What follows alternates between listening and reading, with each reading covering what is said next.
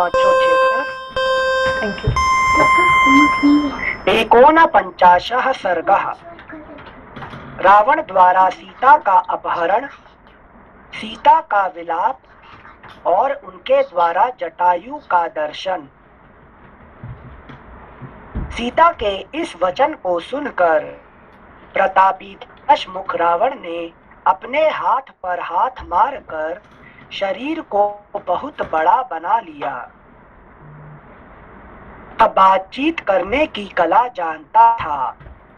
उसने मिथिलेश कुमारी सीता से फिर इस प्रकार कहना आरंभ किया, मेरी समझ में तुम पागल हो गई हो, इसीलिए तुमने मेरे बल और पराक्रम की बातें अनसुनी कर दी हैं। अरे, मैं आकाश में खड़ा हो इन दोनों भुजाओं से ही सारी पृथ्वी को उठा ले जा सकता हूँ, समुद्र को पी जा सकता हूँ और युद्ध में स्थित हो मौत को भी मार सकता हूँ।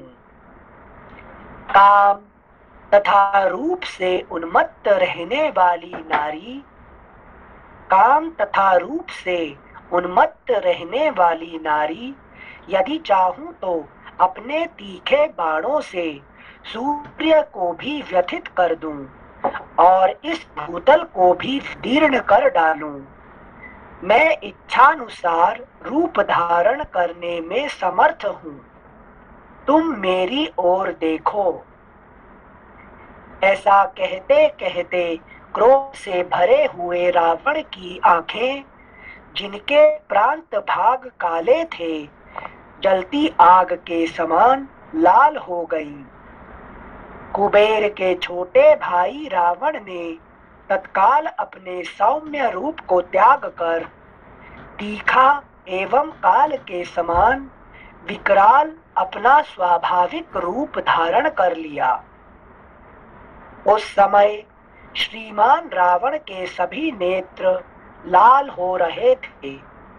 वह पक्के सोने के आभूषणों से अलंकृत था और महान क्रोध से आविष्ट हो नील मेघ के समान काला दिखाई देने लगा।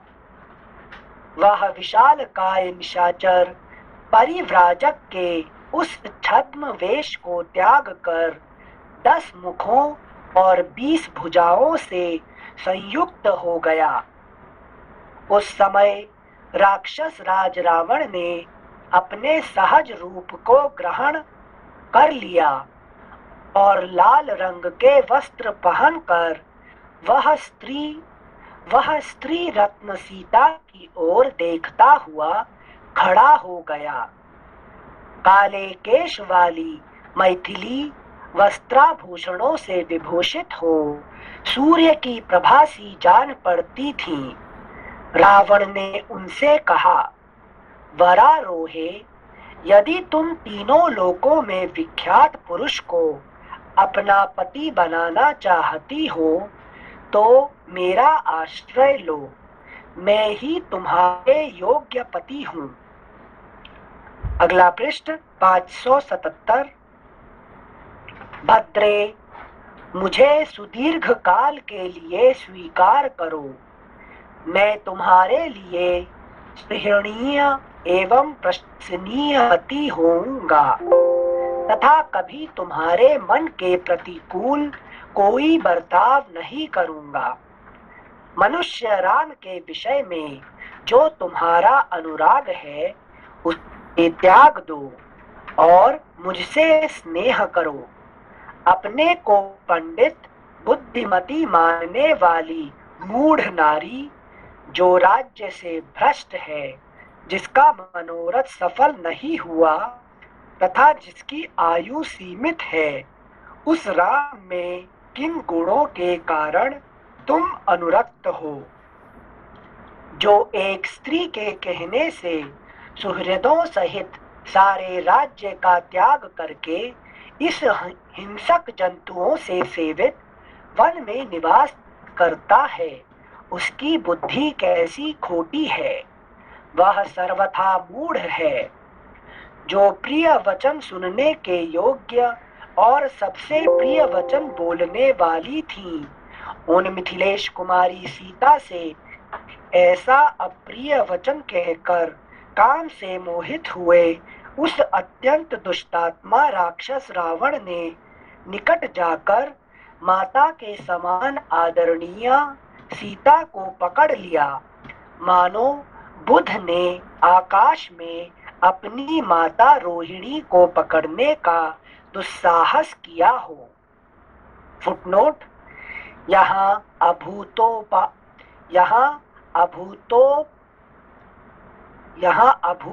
उपमा अलंकार है। बुध चंद्रमा के पुत्र हैं और रोहिणी चंद्रमा की पत्नी।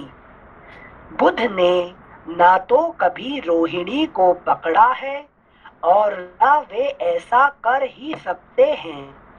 यहाँ यह दिखाया गया है कि यदि कदाचित बुध कामवश अपनी माता रोहिणी को पकड़ ले तो वह जैसा घोर पाप होगा, वही पाप रावण ने सीता को पकड़ने के कारण किया था। फुटनोटेंस: उसने श्लोक संख्या 17 उसने बाएं हाथ से कमल नयनी सीता के केशों सहित मस्तक को पकड़ा तथा दाहिनी हाथ उनकी दोनों जांघों के नीचे लगाकर उसके द्वारा उन्हें उठा लिया। उस समय तीखी दाढ़ों और विशाल भुजाओं से युक्त पर्वत शिखर के समान प्रतीत होने वाले उस काल के समान विकराल राक्षस को देखकर वन के समस्त देवता भयभीत होकर भाग गए। इतने ही में गधों से जुता हुआ और गधों के समान ही शब्द करने वाला रावण का वह विशाल सुवर्णमय माया निर्मित दिव्य रथ वहां दिखाई दिया। रथ के प्रकट होते ही जोर जोर से गर्जना करने वाले रावण ने कठोर वचनों द्वारा विदेह नंदिनी सीता को डांटा और पूर्वोक्त रूप से गोद में उठाकर तत्काल रथ पर बिठा दिया। रावण के द्वारा पकड़ी जाने पर यशस्विनी सीता दुख से व्याकुल हो गई और वन में दूर गए हुए श्री रामचंद्र जी को हे राम कहकर जोर जोर से पुकारने लगी।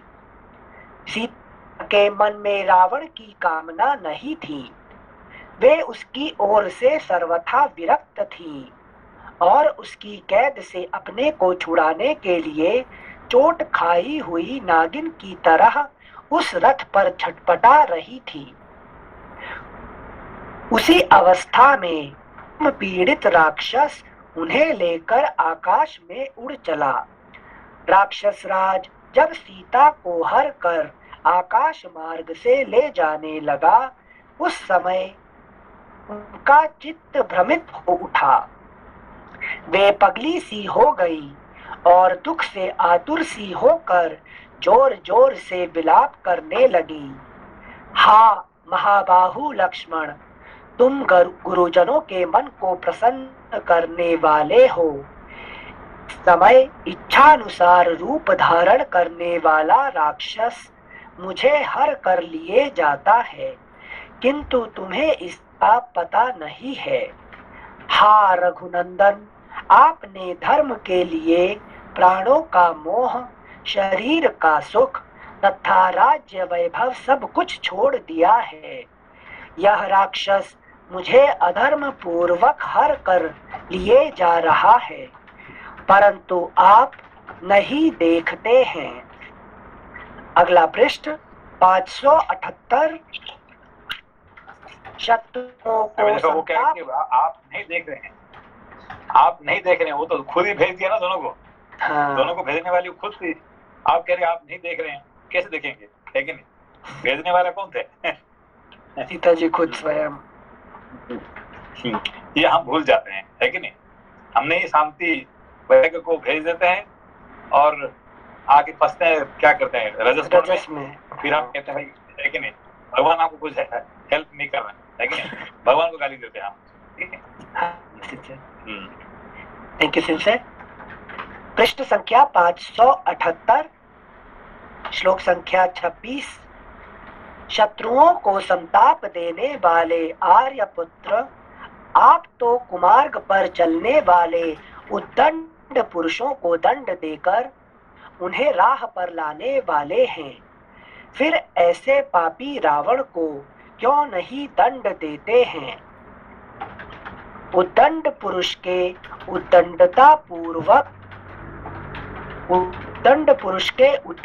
पूर्ण कर्म का फल तत्काल मिलता नहीं दिखाई देता है, क्योंकि इसमें काल भी सहकारी कारण होता है।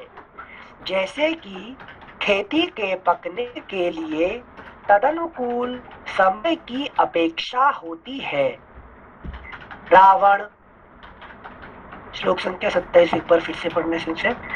उद्दंड पुरुष के उद्दंडता पूर्ण कर्म का फल तत्काल मिलता नहीं दिखाई देता है, क्योंकि इसमें काल भी सहकारी कारण होता है। जैसे कि खेती के पकने के लिए तदनुकूल समय की अपेक्षा होती है।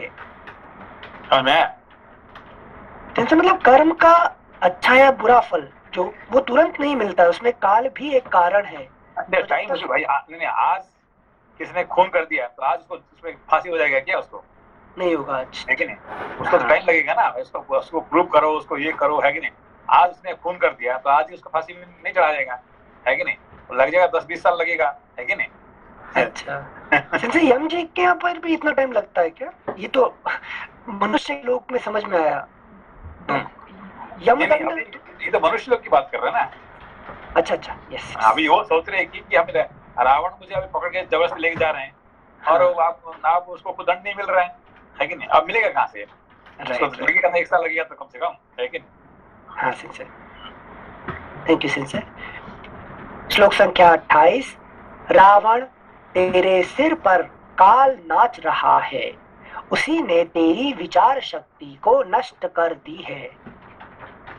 इसीलिए तूने ऐसा पाप कर्म किया है। तुझे श्री राम से वह भयंकर संकट प्राप्त हो जो तेरे प्राणों का अंत कर डाले। हाय, इस समय कैकेयी अपने बंधु बांधवों सहित सफल मनोरथ हो गई, क्योंकि धर्म की अभिलाषा रखने वाले यशस्वी श्री राम की धर्म पत्नी होकर भी मैं एक राक्षस द्वारा हरी जा रही हूँ। मैं जन स्थान में खिले हुए अनेर वृक्षों से प्रार्थना करती हूँ, तुम लोग शीघ्र ही श्री राम से कहना कि सीता को रावण हर ले जा रहा है। हंसों और सारसों के कलरवों से मुखरित हुई गोदावरी नदी को मैं प्रणाम करती हूँ। माँ, तुम श्री राम से शीघ्र ही कह देना, सीता को रावण हर ले जा रहा है। इस वन के विभिन्न वृक्षों पर निवास करने वाले जो जो देवता हैं, उन सबको मैं नमस्कार करती हूँ। आप सब लोग शीघ्र ही मेरे स्वामी को सूचना दे दें कि आपकी स्त्री को राक्षस हर ले गया। यहाँ पशु पक्षी आदि जो कोई भी नाना प्रकार के प्राणी रहते हों, उन सब की मैं शरण लेती हूँ। वे मेरे स्वामी श्री रामचंद्र जी से कहें कि जो आपको प्राणों से भी बढ़कर प्रिय थी, वह सीता हरी गई। आपकी सीता को असहाय अवस्था में रावण हर ले गया। महाबाहु श्री राम बड़े बलवान हैं। वे मुझे परलोक में भी गई हुई जान ले तो यमराज के द्वारा अपहृत होने पर भी मुझको पराक्रम पूर्वक वहां से लौटा लाएंगे। उस समय अत्यंत दुखी हो करुणाजनक बातें कहकर विलाप करती हुई विशाल लोचना सीता ने एक वृक्ष पर बैठे हुए गृध्रराज जटायु को देखा। रावण के वश में पड़ जाने के कारण सुंदरी सीता अत्यंत भयभीत हो रही थी। जटायु को देखकर वे दुख भरी वाणी में करुण क्रंदन करने लगी। आर्य जटायो, देखिए, यह पापाचारी राक्षस राज अनाथ की भांति मुझे निर्दयता पूर्वक हर कर लिए जा रहा है, परंतु आप इस क्रूर निशाचर को रोक नहीं सकते, क्योंकि यह बलवान है। अनेक युद्धों में विजय पाने के कारण इसका दुस्साहस बढ़ा हुआ है। इसके हाथों में हथियार है और इसके मन में दुष्टता भी भरी हुई है। आर्य जटायो, जिस प्रकार मेरा अपहरण हुआ है वह सब समाचार आप श्री राम और लक्ष्मण से ज्यों का त्यों पूर्ण रूप से बता दीजिएगा। इस प्रकार श्री वाल्मीकि निर्मित आर्ष रामायण आदि काव्य के अरण्य कांड में 49वां सर्ग पूरा हुआ। जब कहे थे कि जटायु को ये सब बात राम और लक्ष्मण से बता दीजिए, ठीक है ना, इसीलिए वो क्या करता है कि आखिरी वक्त तक नहीं मरता है और वेट करता है कहने के लिए, है कि नहीं, अपना प्राण त्याग नहीं करके वो वेट करता है आखिरी मोड़ तक, है कि जटायु। अच्छा, कहने के बाद ही उसका शरीर प्राण छोड़ते हैं। थैंक यू सिंचे। अगला पृष्ठ 579। 50 सर्गः। जटायु का रावण को सीता हरण के दुष्कर्म से निवृत्त होने के लिए समझाना और अंत में युद्ध के लिए ललकारना। जटायु उस समय सो रहे थे। उसी अवस्था में उन्होंने सीता की वह करुण पुकार सुनी। सुनते ही तुरंत आंख खोलकर उन्होंने विदेह नंदिनी सीता तथा रावण को देखा। पक्षियों में श्रेष्ठ श्रीमान जटायु का शरीर पर्वत शिखर के समान ऊंचा था और उनकी चोंच बड़ी हुई तीखी थी। वे पेड़ पर बैठे ही बैठे रावण को लक्ष्य करके यह शुभ वचन बोले। दशमुख रावण, मैं प्राचीन सनातन धर्म में स्थित सत्य प्रतिज्ञ और महाबलवान गृध्रराज हूँ। मेरा नाम जटायु है। भैया, इस समय मेरे सामने तुम्हें ऐसा निंदित कर्म नहीं करना चाहिए। दशरथ नंदन श्री रामचंद्र जी संपूर्ण जगत के स्वामी, इंद्र और वरुण के समान पराक्रमी तथा सब लोगों के हित में संलग्न रहने वाले हैं। ये उन्हीं जगदीश्वर श्री राम की यशस्विनी धर्म पत्नी है। इन सुंदर शरीर वाली देवी का नाम सीता है, जिन्हें तुम हर कर ले आना चाहते हो। अपने धर्म में स्थित रहने वाला कोई भी राजा भला पराई स्त्री का स्पर्श कैसे कर सकता है। महाबली रावण, राजाओं की स्त्रियों की तो सभी को विशेष रूप से रक्षा करनी चाहिए। पराई स्त्री के स्पर्श से जो नीच गति प्राप्त होने वाली है, उसे अपने आप से दूर हटा दो।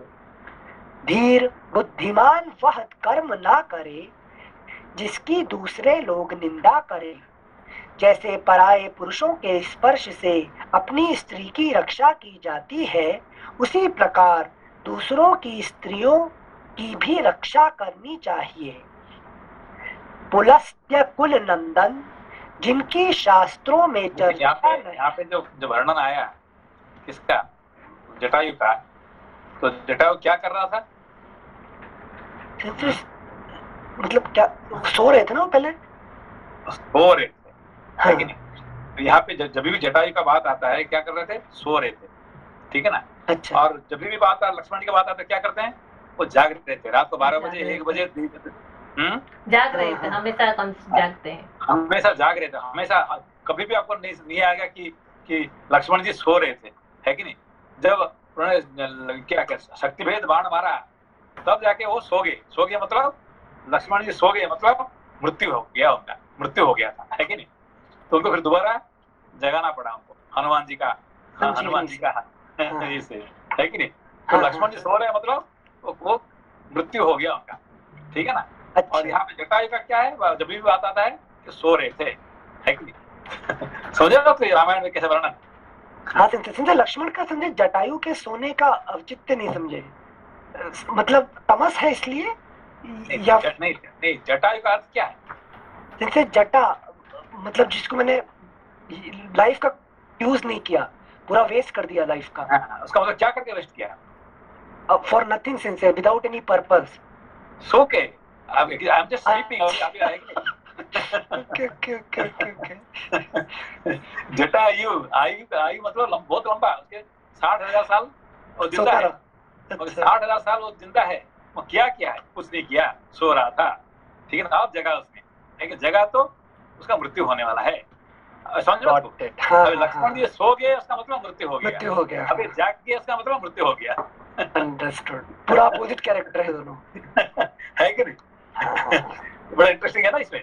यस ये क्या है, जटायु जग गए मतलब मृत्यु हो गया, लक्ष्मण जी सो गए मृत्यु हो गया, है कि मतलब दिन रात हो गया एक तरीके से। है कि तो इनको क्या कहते हैं, लक्ष्मण जी को जगाने के लिए राम जी को अपना प्राण तक देने के लिए तैयार हो गए।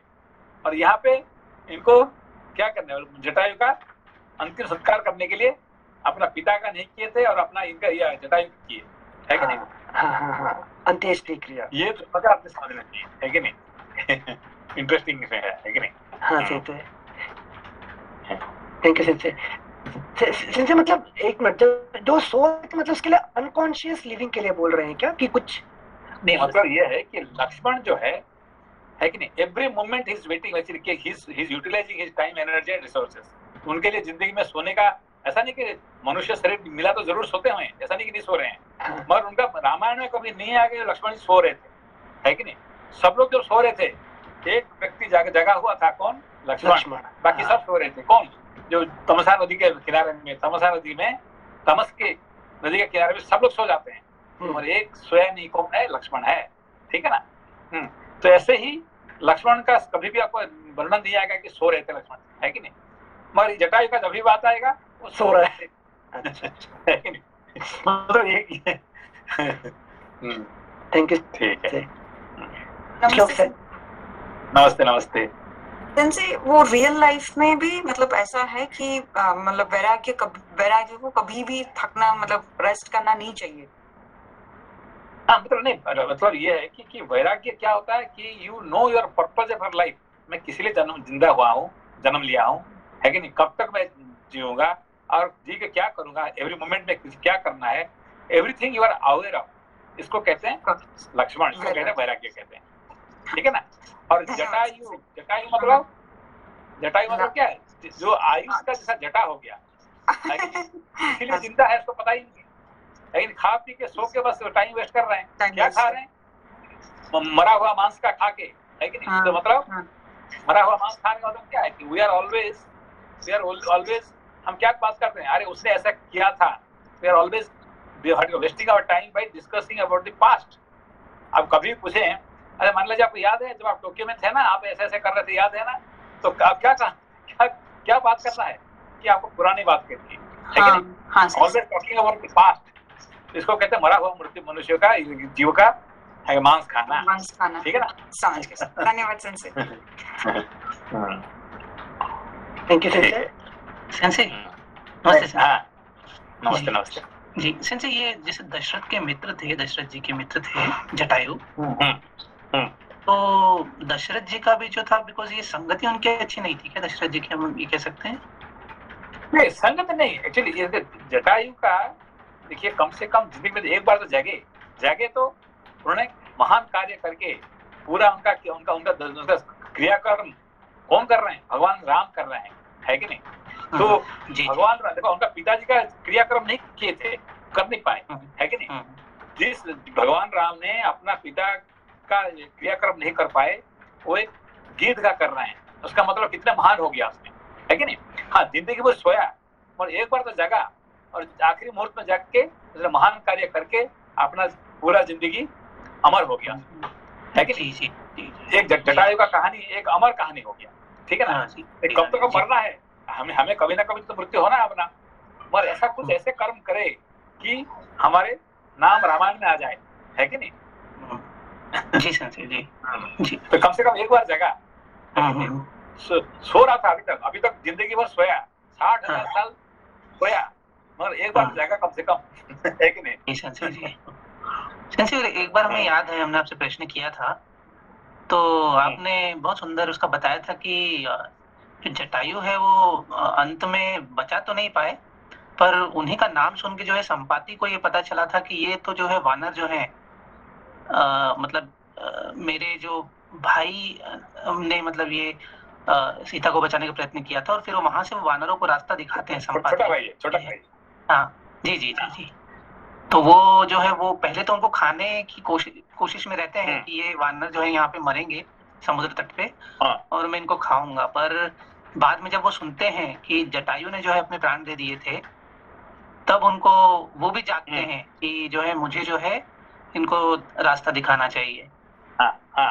जी जी जी। तो इनका जो है ये कर्म बहुत वहाँ पे काम आता है। संपाति जो है ना जी, संपाति जो है ना, ये इसका जटायु का बड़ा भाई है, ठीक है ना? बड़ा भाई है। जी जी जी जी। वो तो चाहता था कि मैं ये सब मरेंगे, उनका मांस खाऊंगा, है कि नहीं? जी जी। बैठे बैठे मैं उड़ नहीं पा रहा हूँ, और बैठे मुझे खाना मिल जाएगा, है कि नहीं?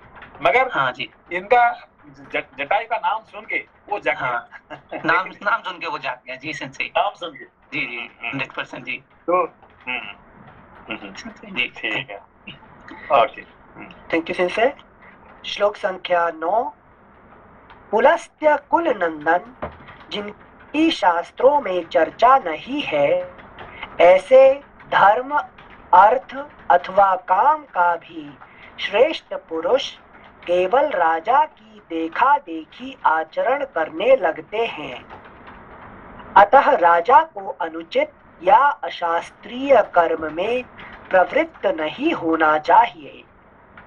राजा धर्म और काम का प्रवर्तक तथा द्रव्यों की उत्तम निधि है, अतः धर्म सदाचार अथवा पाप इनकी प्रवृत्ति का मूल कारण राजा ही है।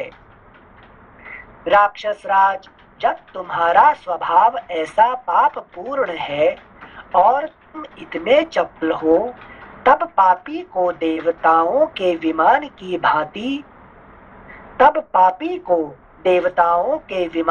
भांति तुम्हें यह ऐश्वर्य कैसे प्राप्त हो गया,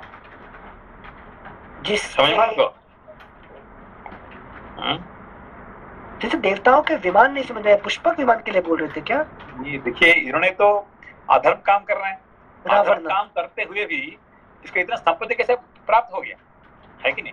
और विमान भी जो पुष्पक विमान, है कि नहीं, इसको कैसे प्राप्त हो गया? कुबेर से छीन लिया था ना?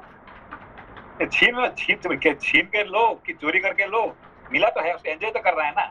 अच्छा, कैसे भी मिला, that's not the point here.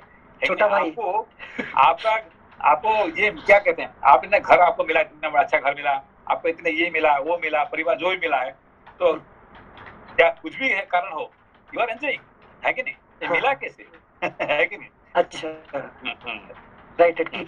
तो पापी होने के बावजूद इतना मिल कैसे गया? कैसे मिल के गया है, ये उसका प्रश्न का उत्तर है, प्रश्न है उसका, है कि नहीं? अच्छा, ये सिंचे दोबारा पढ़िए 11 नंबर। Thank you सिंचे। श्लोक संख्या 11। राक्षस राज, जब तुम्हारा स्वभाव ऐसा पापपूर्ण है और तुम इतने चपल हो, तब पापी को देवताओं के विमान की भांति तुम्हें यह ऐश्वर्य कैसे प्राप्त हो गया, जिसके स्वभाव कैसे प्राप्त हो गया? इसे प्रश्न पूछ रहे हैं। हाँ, कैसे प्रश्न प्राप्त हो गया, कैसे उसको मिल गया, उसको रावण को? कुबेर जी से मिला था, तपस्या की थी रावण ने। रावण ने तपस्या किए थे, है कि नहीं? उसका एक तो है उनका पिताजी का भी पावर है विश्रवा, हाँ विश्रवा जी ने वो अपना खुद एंजॉय कुछ नहीं किए, है कि नहीं? वो सब अपने बच्चे को दे दिए, है कि नहीं? ही नेवर एंजॉयड, है कि नहीं? उनका सारे पुण्य कर्म उन्होंने अपना बच्चे को दे दिए थे, ठीक है ना? ये सब बहुत सारे कारण होने के कारण से उनको मिला है कि नहीं? अच्छा अच्छा अच्छा। और सिंधु वो जय विजय भी है ना तो। ठीक श्लोक, है। Thank you Sindhu. श्लोक संख्या 12। जिसके स्वभाव में काम की प्रधानता है, उसके उस स्वभाव का परिमार्जन नहीं किया जा सकता, क्योंकि दुष्टात्माओं के घर में दीर्घ काल के बाद भी पुण्य का आवास नहीं होता। श्लोक संख्या 12। जिसके स्वभाव में काम की प्रधानता है, उसके उस स्वभाव का परिमार्जन नहीं किया जा सकता, क्योंकि दुष्टात्माओं के घर में दीर्घ काल के बाद भी पुण्य का आवास नहीं होता। जब महाबली धर्मात्मा श्री राम तुम्हारे राज्य अथवा नगर में कोई अपराध नहीं करते हैं, तब तुम उनका अपराध कैसे कर रहे हो? यदि पहले शूर्पणखा का बदला लेने के लिए चढ़कर आए हुए अत्याचारी खर का अनायास ही महान कर्म करने वाले श्री राम ने वध किया, तो तुम ही ठीक ठीक बताओ कि इसमें श्री राम का क्या अपराध है, जिसे तुम उन जगदीश्वर की पत्नी को हर ले जाना चाहते हो? अगला पृष्ठ 580। रावण, अब शीघ्र ही विदेह कुमारी सीता को छोड़ दो, जिससे श्री रामचंद्र जी अपनी अग्नि के समान भयंकर दृष्टि से तुम्हें जलाकर भस्म ना कर सके, तुम्हें जलाकर भस्म ना कर डालें। जैसे इंद्र का वज्र वृत्रासुर का विनाश, जैसे इंद्र के वज्र ने वृत्रासुर का विनाश कर डाला था, उसी प्रकार श्री राम की रोषपूर्ण दृष्टि दग्ध कर डालेगी। तुमने अपने कपड़े में विषधर सर्प को बांध लिया है, फिर भी इस बात को समझ नहीं पाते हो। तुमने अपने गले में मौत की फांसी डाल ली है, फिर भी यह तुम्हें सूझ नहीं रहा है। सौम्य पुरुष को उतना ही बोझ उठाना चाहिए जो उसे शिथिल न कर दे, और वही अन्न भोजन करना चाहिए जो पेट में जाकर पच जाए, रोग न पैदा करे। जो कार्य करने से ना तो धर्म होता हो, ना कीर्ति बढ़ती हो, और ना अक्षय यश की प्राप्ति हो, अक्षय यश ही प्राप्त होता हो, उल्टे शरीर को खेद हो रहा हो, उस कर्म का अनुष्ठान कौन करेगा? रावण, बाप दादों से प्राप्त इस पक्षियों के राज्य का विधिवत पालन करते हुए मुझे जन्म से लेकर अब तक 60,000 वर्ष बीत गए। अब मैं कितना उम्र उसका? 60,000 वर्ष हो गया उसका उम्र, है कि नहीं? हाँ। थैंक यू चिंते। श्लोक संख्या 20। रावण, बाप दादों से प्राप्त इस पक्षियों के राज्य का विधिवत पालन करते हुए मुझे जन्म से लेकर अब तक 60,000 वर्ष बीत गए। अब मैं बूढ़ा हो गया हूँ और तुम नवयुवक हो। मेरे पास कोई युद्ध का साधन नहीं है, किंतु तुम्हारे पास धनुष, कवच, बाण तथा रथ सब कुछ है। फिर भी तुम सीता को लेकर कुशल पूर्वक नहीं जा सकोगे। मेरे देखते देखते तुम विदेह नंदिनी सीता का बलपूर्वक अपहरण नहीं कर सकते। ठीक उसी तरह ऐसे कोई न्याय संगत हेतुओं से सत्य सिद्ध हुई वैदिक श्रुति को अपनी युक्तियों के बल पर पलट नहीं सकता। रावण, समझ में आया ये बात? श्रुतियों ने युक्तियों के बल से पलट नहीं सकता, मतलब श्रुति से जो मंत्र का जो फल मिलना है वो युक्ति से पलटा नहीं जा सकता? नहीं, देखिए कुछ लोग आते हैं जैसे कि बुद्ध जैसे आए हैं, हाँ, कि जैसे कि चारवाक जैसे महावीर। आए हैं, कि है कि हम लोग क्या करते हैं कि युक्तियों के बल से वही वेद का है कि मंत्र को उन्होंने पलटने की कोशिश किए हैं। हाँ, मगर कुछ दिन के लिए जरूर उन्होंने कर दिए, ये बात पक्का है, मगर अब क्या हुआ, उसका खत्म हो गया, ठीक है ना। तो ये कोई भी वेद को है कि वैदिक श्रुति को कभी कोई पलट नहीं सकता है, ठीक है ना। अच्छा, अपने युक्ति से। हाँ, ये कहने का मतलब है कि नहीं। अच्छा, बहुत सुंदर की बात है। जैसे एक मिनट, युक्ति से पलट, युक्ति मतलब इंटरप्रिटेशन के लिए बोल रहे हैं कि कोई आके अपना लॉजिक। अभी क्या है कि देखिए, अभी जब आप चारवाक की बात सुनेंगे, हाँ, तो आप वेद महान होगा, चारवाक महान होगा, चारवाक महान लगेगा। हाँ, चारवाक महान लगेगा, है कि नहीं। तो जब जो भी कोई पढ़ता है बुद्धि है कि नहीं, बुद्धिस्ट थ्योरी, वो क्या समझता है कि नहीं, अरे यार ये वेद तो कुछ भी नहीं है, ये सब बुद्धिस्ट बहुत अच्छे हैं, है कि नहीं। देखिए अम्बेडकर ने एक दिन में 1 लाख आदमी को बुद्धिस्ट बनाया।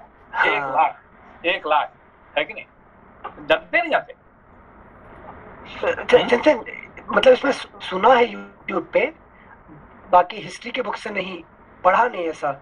जो उन्होंने लॉन्च किया था ना, नागपुर में लॉन्च किया था ना, जहाँ आरएसएस लॉन्च किया था उसके बाद जो में। हाँ, तो उन्होंने 1 लाख आदमी को एक दिन में बुद्धिस्ट बनाया था। बुद्धिस्ट हाँ, 1 लाख, है कि नहीं। तो जिसकी वजह से अभी क्या है, वो जो क्या मायावती क्या है, मायावती, हाँ, उसका है कि उसका अभी भी फॉलोअर बहुत है, काशीराम और मायावती। हाँ हाँ। तो ये सब क्या है, मतलब ये सब युक्ति का तर्क में वेद को उन्होंने कोशिश करते हैं अपने करने के लिए, पलटाने के लिए, दबाने की। हाँ, पर सेंसे बेसिक रीजन क्या है, किसको कुछ बनाने की, कन्वर्ट करने का रीजन क्या होता है सेंसे? नहीं, तो सब पॉलिटिकल है, it's totally political, nothing to do with actually, है कि नहीं। कम से कम अम्बेडकर ने ये कहा था कि कम से कम ये है कि लोगों को है कि इस्लाम और क्रिश्चियन नहीं बना के जो धर्म पैदा हुआ है हिंदुस्तान में, मैं उसी में ये करना चाहता हूँ। That was his intention, was not wrong, but जो भी है, मगर लॉजिक के कारण से क्या करते हैं कि वेद को पलटने के लिए कोशिश करते हैं, है कि नहीं, जो कि संभव नहीं है। ग्रुपिज्म बना के सिंचे पॉलिटिकल पावर जनरेट करते हैं। हाँ सर, लेकिन दोबारा पढ़िए उसका। श्लोक संख्या 22। मेरे देखते देखते तुम विदेह नंदिनी सीता का बलपूर्वक अपहरण नहीं कर सकते, ठीक उसी तरह जैसे कोई न्याय संगत हेतुओं से सत्य सिद्ध हुई वैदिक श्रुति को अपनी युक्तियों के बल पर पलट नहीं सकता। बहुत लोग आते हैं जो वेद को है कि अपने युक्ति में उसको पलटने के लिए कोशिश करते हैं, मगर वो नहीं कर पाते हैं, खुद ही खत्म हो जाते हैं। ठीक है, थैंक यू सिंसे। श्लोक संख्या 23। रावण, यदि शूरवीर हो तो युद्ध करो, मेरे सामने 2 घड़ी ठहर जाओ, फिर जैसे पहले खर मारा गया था उसी प्रकार तुम भी मेरे द्वारा मारे जाकर सदा के लिए सो जाओगे। जिन्होंने युद्ध में अनेक बार दैत्यों और दानवों का वध किया है, वे चीर वस्त्रधारी भगवान श्री राम तुम्हारा भी शीघ्र ही युद्ध भूमि में विनाश करेंगे। इस समय मैं क्या कर सकता हूँ?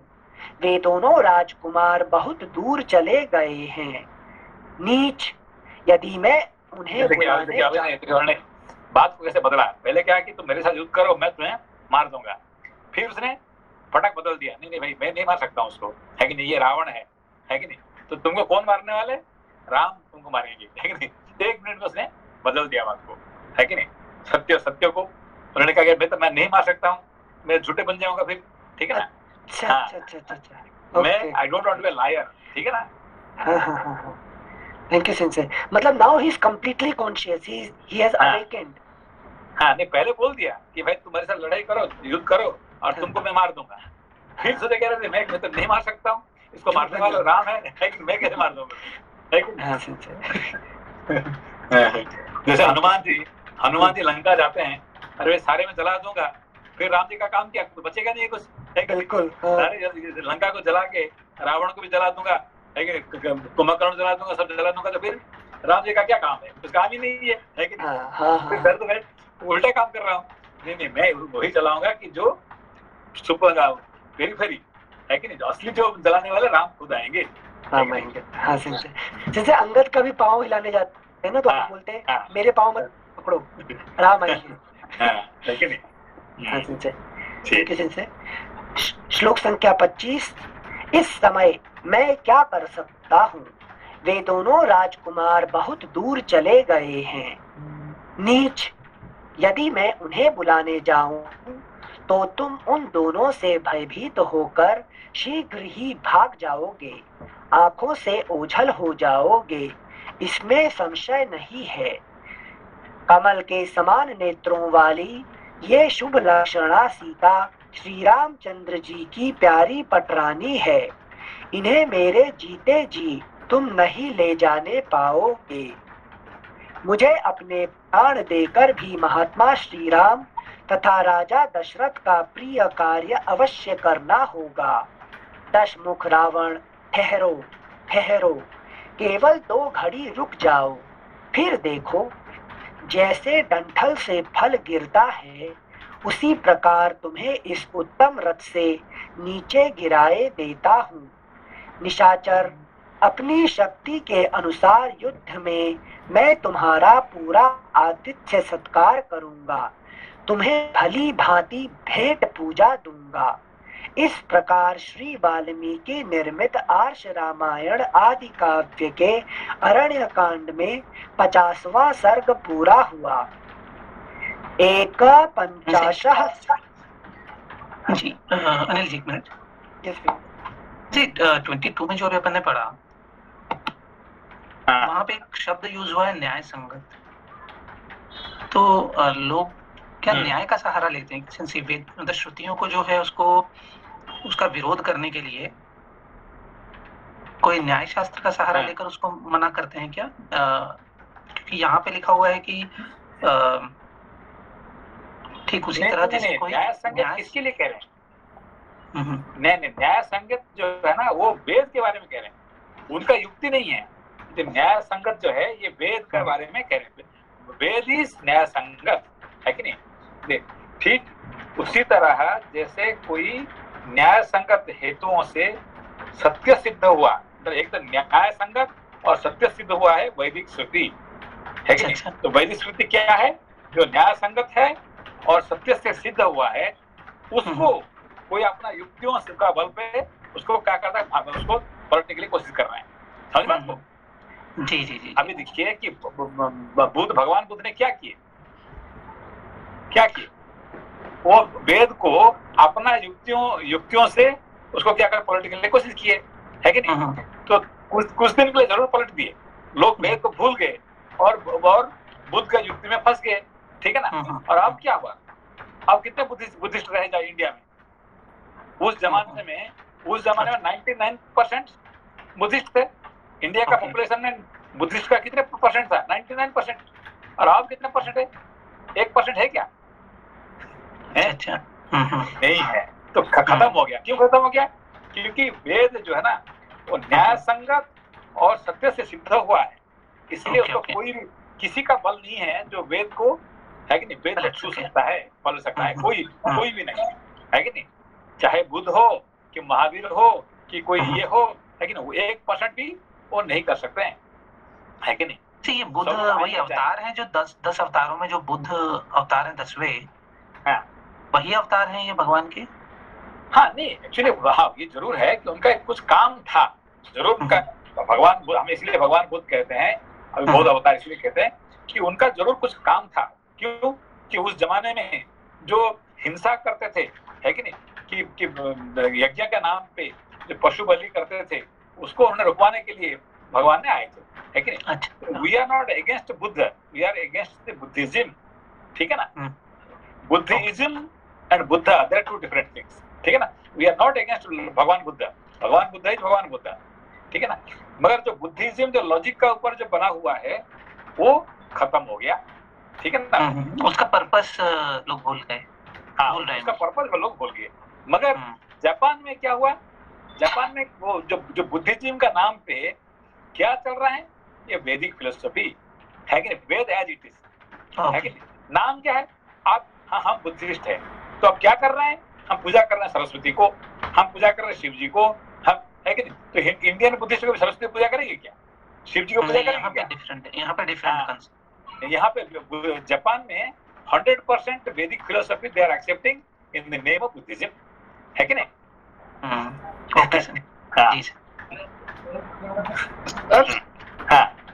इसलिए बाद में शंकराचार्य जी को आना पड़ा हिंदू धर्म की स्थापना करने के लिए वेदों के आधार पे। हाँ, इसीलिए शंकराचार्य को आना पड़ा, भगवान शंकर को यहाँ आना पड़ा कि फिर दोबारा, क्योंकि जब भगवान शंकर आए थे तब क्या हुआ था कि पूरा बुद्धिस्ट था, वहाँ पे हिंदुइज्म पूरा वेद का जो है ऑलमोस्ट खत्म हो गया था। तो फिर भगवान शंकर को खुद आना पड़ा, है कि नहीं, आके फिर उन्होंने दोबारा एस्टेब्लिश कर दिया, है कि नहीं, वेद को, है कि नहीं। जी, क्योंकि उनका जो देखे शंकराचार्य का मूवी देखेंगे, शंकराचार्य का मूवी एक संस्कृत में है, उनका पिताजी कह रहे हैं कि देख बेटा अभी क्या हो रहा है, अभी वेद को मानने वाला कोई नहीं रहा, सब लोग बुद्ध को मानते हैं, वेद खत्म हो गया ऑलमोस्ट, है कि नहीं। तो ये क्या, मुझे तो नहीं लग रहा है। तो फिर वो कहते शंकर भगवान शंकर को तपस्या करके कह रहे हैं कि आप खुद आओ मेरा बच्चा, मेरा लड़का बन के कि तुम ये काम करो, है कि नहीं। तो फिर भगवान शंकर खुद आते हैं, आके ये काम करके जाते हैं, है कि नहीं। जी थैंक यू से 51 सर्गः जटायु तथा रावण का घोर युद्ध और रावण के द्वारा जटायु का वध। जटायु के ऐसा कहने पर राक्षस राज रावण क्रोध से आंखें लाल किए अमर्ष में भरकर उन पक्षी राज की ओर दौड़ा। उस समय, अगला पृष्ठ 581, उस समय उसके कानों में तपाए हुए सोने के कुंडल झिलमिला रहे थे। उस महासमर में उन दोनों का एक दूसरे पर भयंकर प्रहार होने लगा, मानो आकाश में वायु से उड़ाए गए दो मेघदंड आपस में टकरा गए। उस समय गृध्र और राक्षस में वह बड़ा अद्भुत युद्ध होने लगा, मानो दो पंखधारी माल्यवान पर्वत एक दूसरे से भिड़ गए हों। गृध्र मतलब गिद्ध ना, गीत को संस्कृत में गृध्र, हाँ। थैंक यू से माल्यवान, फुटनोट, माल्यवान पर्वत दो माने गए हैं। एक तो दंडकारण्य में किष्किंधा के समीप है और दूसरा मेरु पर्वत के निकट बताया गया है। ये दोनों पर्वत परस्पर इतने दूर हैं कि इनमें संघर्ष की कोई संभावना नहीं हो सकती, इसलिए सपक्ष पंखधारी विशेषण दिया गया है। पांख वाले पर्वत कदाचित उड़कर एक दूसरे के समीप पहुंच सकते हैं। Footnote ends. श्लोक संख्या 3। उस समय गृध्र और राक्षस में वह बड़ा अद्भुत युद्ध होने लगा। समझ में आपको ये बात? जैसे पर्वतों के लिए पहले पंख हुआ करते थे ना उनके, तो वो दूर दूर है, बहुत दूर, लेकिन सपक्ष क्यों बता रहे हैं? क्योंकि पंख की वजह से उड़ के पास में पहुंच सकते हैं कभी भी, इसलिए समीप। तो पर्वतों का जो पंख था, पर्वत तो उड़ रहे थे, तो ये कैसे? पर्वत तो एक निर्जीव चीज है, उड़ते कैसे थे? पर्वत तो एक पत्थर है ना, निर्जीव है, उड़ेंगे कैसे? पहले पंख हुआ करते थे ना, तो फिर क्या हुआ? फिर काट दिया था उनके पंख को, क्योंकि वो कौन काटा?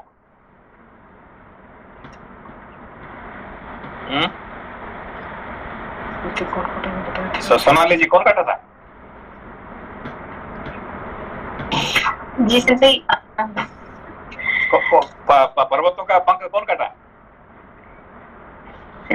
भूल गई मैं।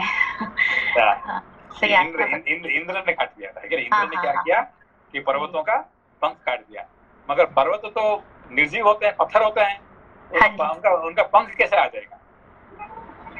जी सही। मतलब ये कुछ ज्ञान से रिलेटेड है संजय? एक बार आपने कुछ बताया था जैसे कि पहले डायनासोर है ना, कुछ डायनासोर होते हैं उनका पंख होता था। अभी साइंस में भी आप देखेंगे तो there were very very huge dinosaurs जिनका पंख होता था, और वो जब उड़ते थे तो फिर क्या जहाँ बैठ जाते थे उसका सारे वो है कि नहीं, सबका सब खत्म हो जाता था, है कि नहीं? तो पहाड़ जैसे होते थे कौन? डायनासोर, कुछ डायनासोर जिनका पंख होता था, ठीक है ना? तो उनको फिर भगवान ने उसको कटवा दिए, इसलिए क्योंकि वो रहेगा तो फिर दुनिया खत्म होने वाला है कि नहीं? डायनासोर तो इसलिए वो तो खतरनाक है, फिर पंख हो जाए तो फिर क्या होगा उसका, है कि नहीं? जी संजय, धन्यवाद संजय। उसको कहते हैं पर्वतों का पंख होता है कि नहीं? साइंस में पढ़ रहे हैं और उसको हम पुराण में पढ़ रहे हैं, ठीक है ना? जी सर, धन्यवाद सर। Thank you sir. श्लोक संख्या 3। उस समय गृध्र और राक्षस में वह बड़ा अद्भुत युद्ध होने लगा, मानो दो पंखधारी माल्यवान पर्वत एक दूसरे से भिड़ गए हों। रावण ने महाबली गृध्रराज जटायु पर नालीख, नाराज तथा तीखे अग्रभाग वाले विकर्णी नामक महाभयंकर अस्त्रों की वर्षा आरंभ कर दी। पक्षीराज गृध्र जातीय जटायु ने युद्ध में रावण के उन बाण समूहों तथा अन्य अस्त्रों का आघात सह लिया। साथ ही उन महाबली पक्षी शिरोमणि ने अपने तीखे नखों वाले पंजों से मार मार कर रावण के शरीर में बहुत से घाव कर दिए।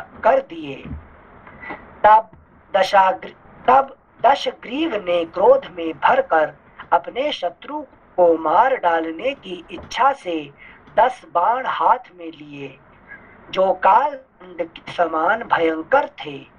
महापराक्रमी रावण ने धनुष को पूर्णतः खींचकर छोड़े गए उन सीधे जाने वाले तीखे, पैने और भयंकर बाणों द्वारा, जिनके मुख पर शल्य कांटे लगे हुए थे, गृध्रराज को क्षत विक्षत कर दिया।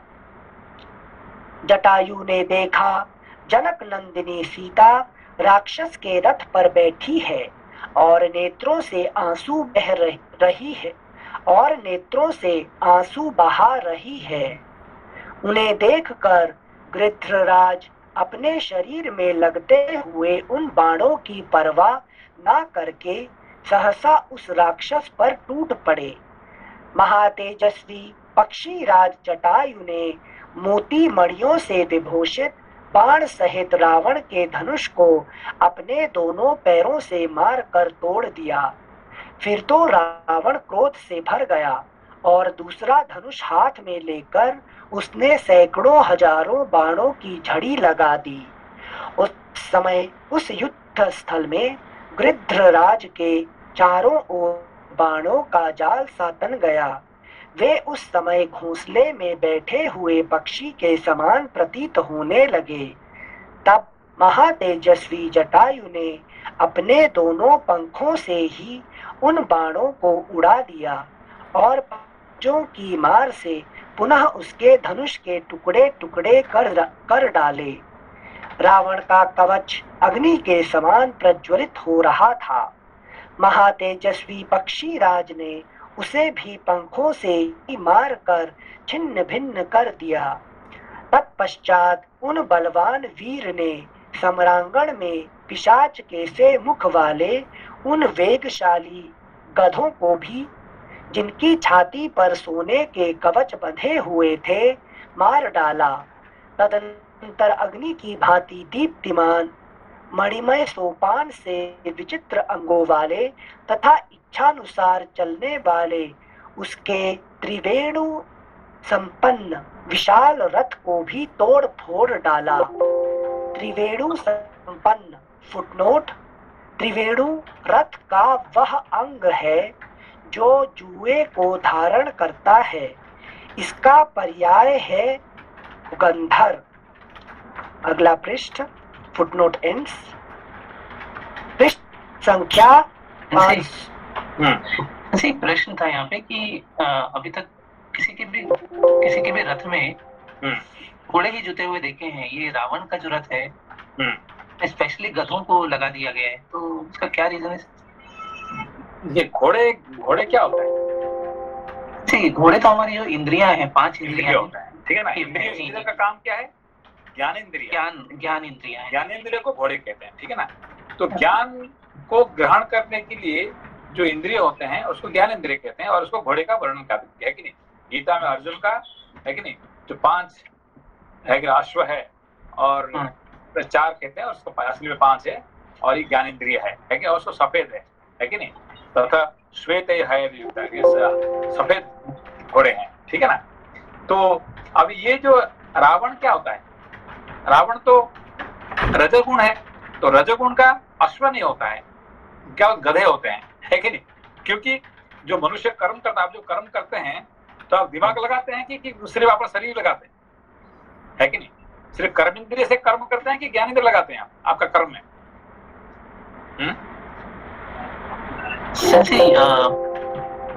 कर्म करते हैं तो मुख्य रूप से तो हमारी कर्मेंद्रियों का उपयोग होता है। हाँ, आप गधे से ही काम करवाते हैं। कर्मेंद्रिय क्या होता है? गधा होता है, और ज्ञानेंद्रिय होता है घोड़ा होता है, ठीक है ना। तो हमको घोड़े का जरूरत नहीं पड़ता, गधे का जरूरत पड़ता है। लेकिन कोई भी आपको है कि नहीं, जो लंबा काम करने के लिए गधे का जरूरत पड़ता है, घोड़ा नहीं कर सकता है कि नहीं। तो ये गधा, और इसलिए रावण का जो क्या है, कौन चलाता है उसका अश्व है, उसका रथ गधे चलाते हैं।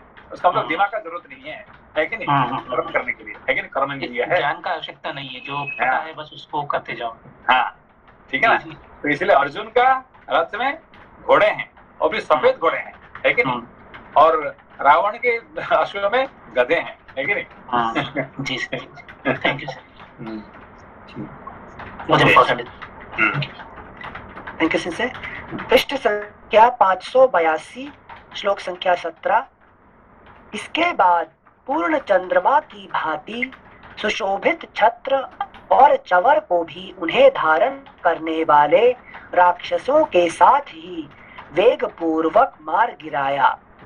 फिर उन महाबली तेजस्वी पक्षी राज ने बड़े वेग से चोंच मारकर रावण के सारथी का विशाल मस्तक भी धड़ से अलग कर दिया।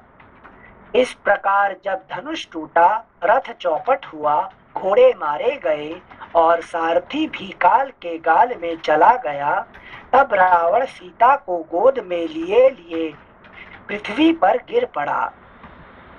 रथ टूट जाने से रावण को धरती पर पड़ा देख सब प्राणी साधु साधु कहकर गृध्रराज की प्रशंसा करने लगे। वृद्धावस्था के कारण पक्षीराज को थका हुआ देख रावण को बड़ा हर्ष हुआ, और वह मैथिली को लिए हुए फिर आकाश में उड़ चला। जनक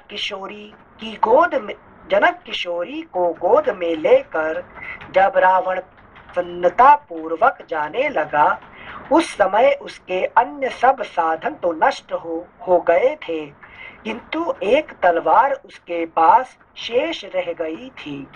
उसे जाते देख महातेजस्वी गृध्रराज जटायु उड़कर रावण की ओर दौड़े और उसे रोककर इस प्रकार बोले, मंदबुद्धि रावण, जिनके बाणों का स्पर्श वज्र के समान है, उन श्री राम की इन धर्मपत्नी सीता को तुम अवश्य राक्षसों के वध के लिए ही लिए जा रहे हो। जैसे प्यासा मनुष्य जल पी रहा हो, उसी प्रकार तुम मित्र, बंधु, मंत्री, सेना तथा परिवार सहित यह विषपान कर रहे हो। मतलब तुम लेके जा रहे हैं सीता को किस लिए? सबको मरवाने के लिए, है कि नहीं। राम जी वहां जाएंगे नहीं है, कोई नहीं मरेगा, है कि नहीं। तो सीता को लेने का मतलब ये होता है कि तुम उसको सबको मरवाने के लिए लेके जा रहे हैं, है कि नहीं। हाँ, थैंक यू सिंसे।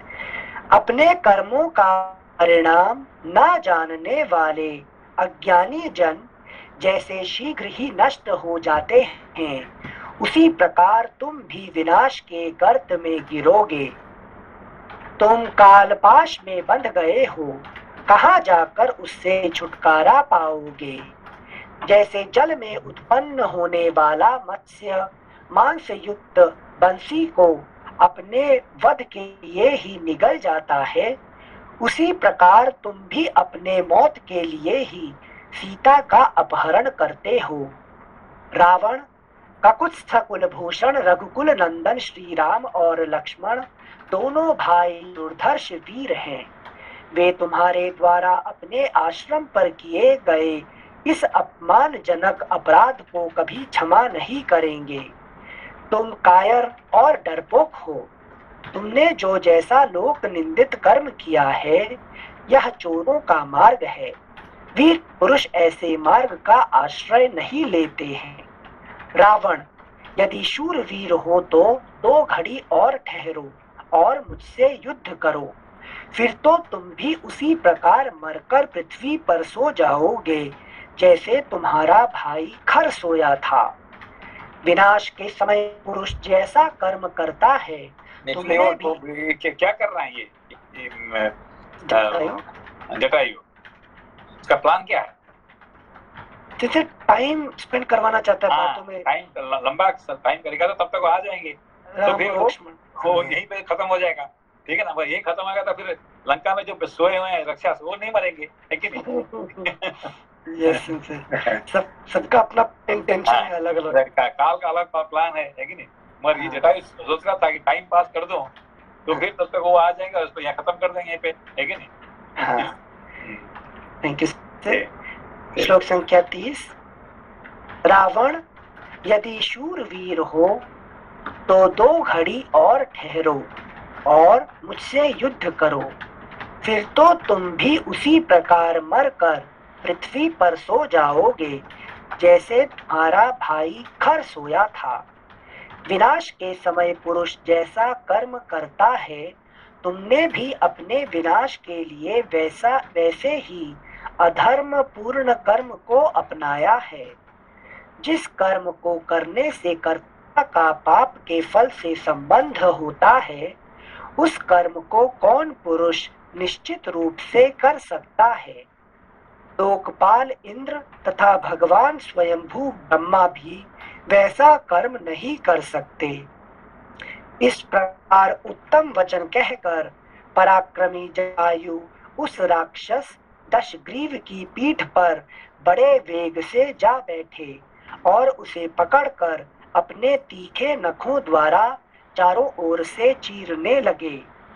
अगला पृष्ठ 583। मानो कोई हाथीवान किसी दुष्ट हाथी के ऊपर सवार होकर उसे अंकुश से छेद रहा हो। ठीक है, मतलब बंद करते हैं। ठीक है सेंसे। ओके, कल ट्यूसडे है, फिर परसों पढ़ेंगे सेंसे। कल ट्यूसडे है, सब लोग याद रखिए। Thank you. नमस्ते।